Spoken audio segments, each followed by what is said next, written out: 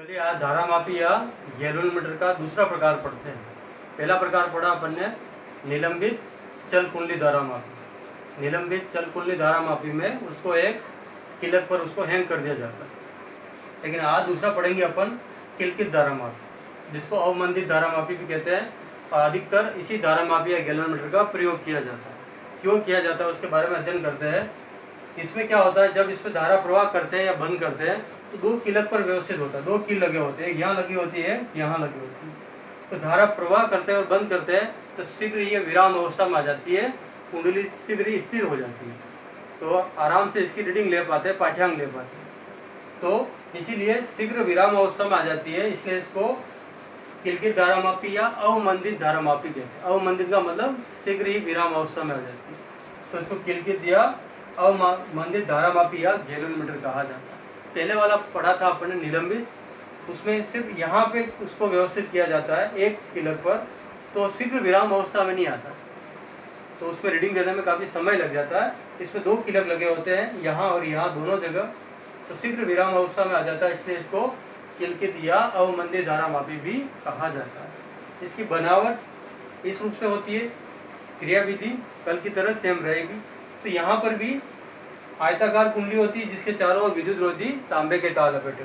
Diagram रूप में बनाना आराम से बनावट क्रियाविधि हल कर सकते हैं। तो इसमें भी आयताकार कुंडली, चारों तरफ विद्युत रोधी तांबे के तार लपेटे होते हैं।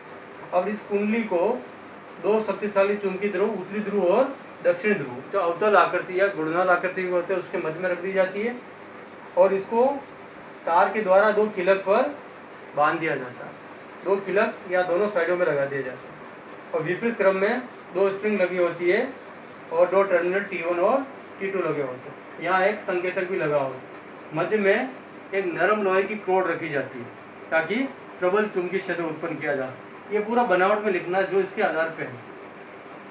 सबसे पहले परिभाषा के रूप में क्या बता सकते हैं कि यह दो किलक पर व्यवस्थित होती है, दोनों आधार पर बंधी होती है, तो धारा प्रवाह या बंद करते हैं तो शीघ्र विराम अवस्था में आ जाती है। तो कुंडली शीघ्र विराम अवस्था में आती है, इसलिए इसको किलकित या अवमंदित धारामापी कहते हैं। इसका लाभ यही है, शीघ्र रीडिंग ले सकते हैं, पाठ्यांक ले सकते हैं, दोनों किलक पर लगी होती है। पहले जो पढ़ा था अपने फर्स्ट नंबर का, उसमें एक ही किलक लगी होती है, तो रीडिंग लेने में काफ़ी समय लगता है, कुंडली विराम अवस्था में बहुत देर बाद आती है।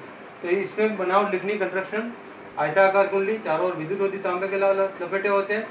कुंडली को दो NS शक्तिशाली चुंबकीय ध्रुव के मध्य में रखकर, जो अवतल या घूर्णन आकृति के होते हैं, और कुंडली दो किलक पर बंधी होती है, व्यवस्थित होती है। दो किलक पर व्यवस्थित होती है तो शीघ्र विराम अवस्था में आ जाती है, स्वतंत्रतापूर्वक घूर्णन करने लगती है।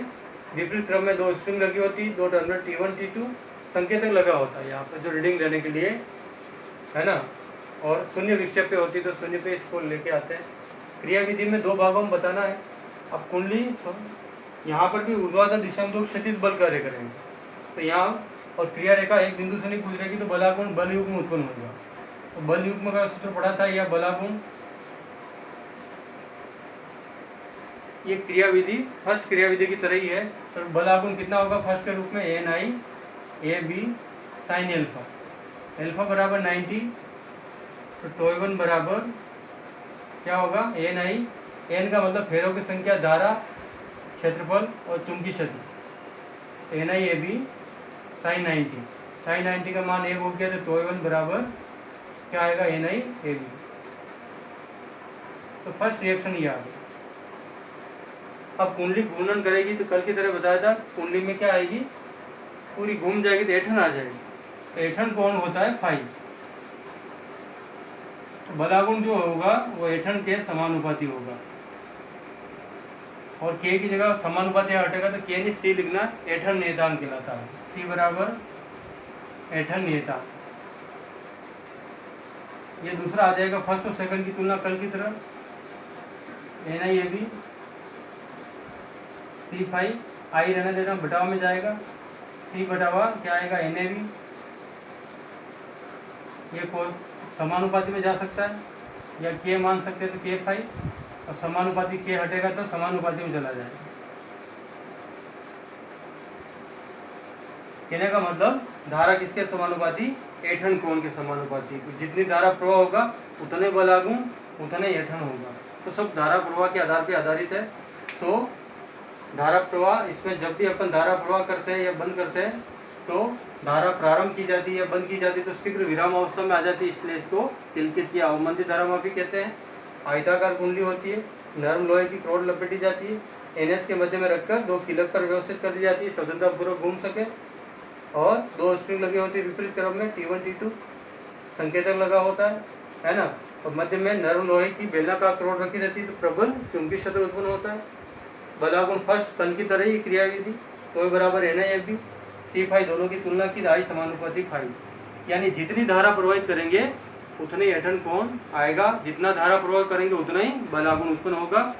तो ऐसे धारामापी का प्रयोग ज़्यादा किया जाता है क्योंकि शीघ्र ही विराम अवस्था में आ जाता है और आराम से पाठ्यांक लिया जाता है, रीडिंग ले सकते हैं। तो ऐसे धारामापी किलकित या अवमंदित धारामापी का प्रयोग ज़्यादा किया जाता है।